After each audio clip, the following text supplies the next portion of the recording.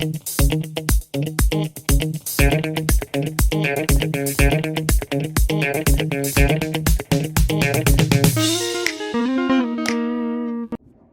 there, it's me again.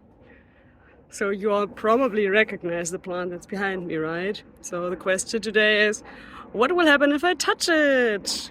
Although that one is too easy, right? So let's look at another question that might be a little bit more interesting.